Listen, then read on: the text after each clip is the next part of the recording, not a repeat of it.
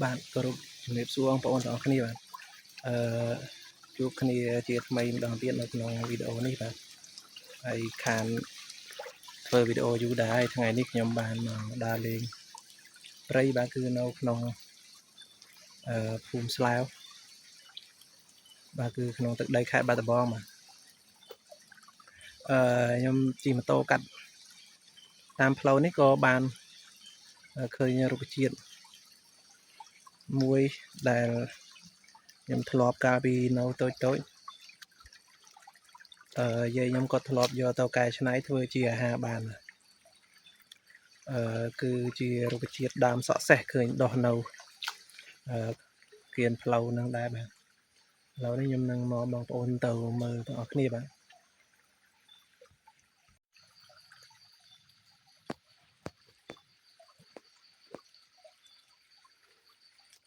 vậy đó là lại nên mình nhầm cho mòទឹកô thì khơiទឹកô hô xa tất có cho màu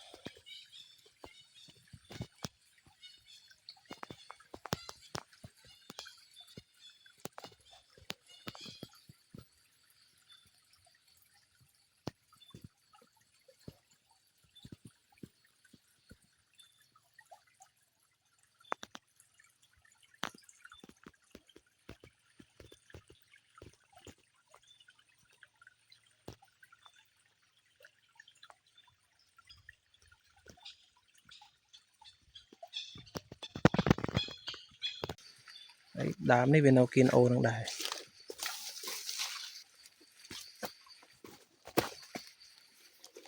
nhà này nấu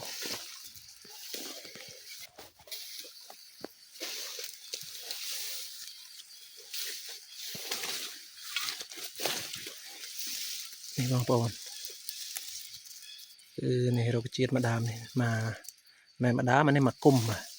cung với pram và mối đam miền tôi miền thom anh ấy nấu sọc nhóm cái hào đam sọ sẻ sọc hào để hiệp trên ai vì miền chanh cà máu vì đôi chia sọ sẻ chẳng cao vì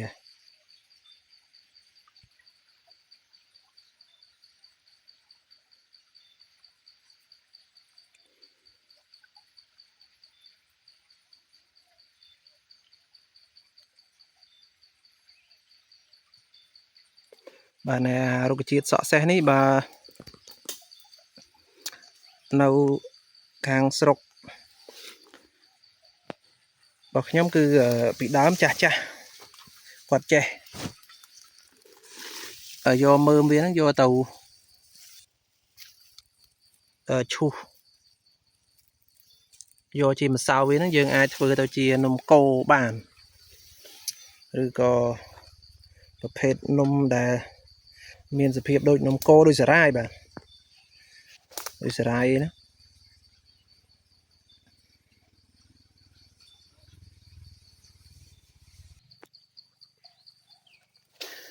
อันนี้บาយើង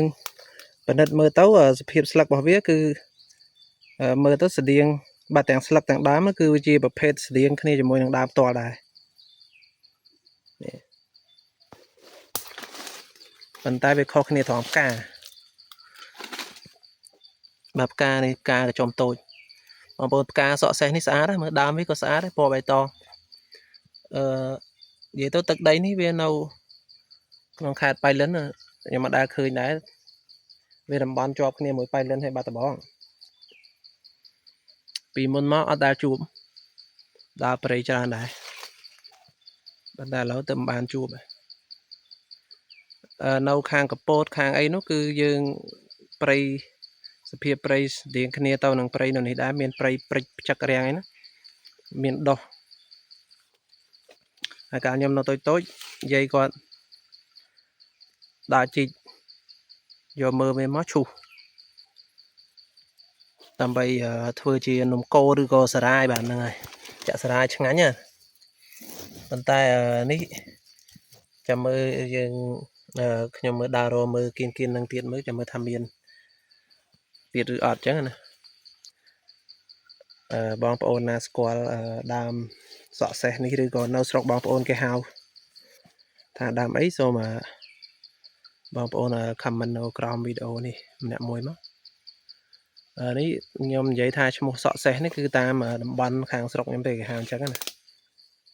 មើលលក្ខណៈទូទៅរបស់វាលក្ខណៈទូទៅរបស់វាគឺស្តៀងគ្នាទៅនឹងដើមតដែរហើយដូចជាអត់មានអីវែងឆ្ងាយទេវីដេអូនេះគឺបញ្ចប់តាមប៉ុណ្ណេះគ្រាន់តែចង់បង្ហាញបងប្អូនឲ្យស្គាល់ដើមសក់សេះនេះនៅស្រុកខ្ញុំគឺអាចធ្វើនំញ៉ាំបានហើយនៅក្នុងព្រៃនេះដែរមានរុក្ខជាតិច្រើនទៀតដែលជារុក្ខជាតិឱសថផងអាចនឹងយើងយកទៅដាំលម្អនៅស្រុកភូមិយើងក៏បានដែរនេះខ្ញុំចុះពីផ្លូវមកប្រហែលជា 4-5 ម៉ែត្រឥឡូវដើរទៅវិញនៅម៉ូតូបងប្អូនដល់ពេលដើរមកនេះតាមប្រប្រក់បងប្អូនស្អាតឥឡូវយើងទៅវិញ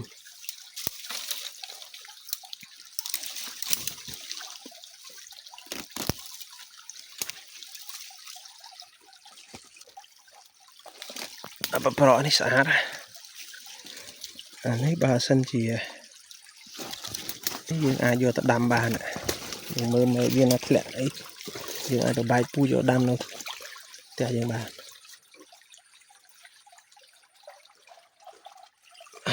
ប្រប្រក់អូនស្អាត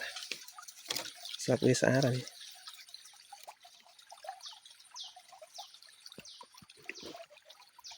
ឥ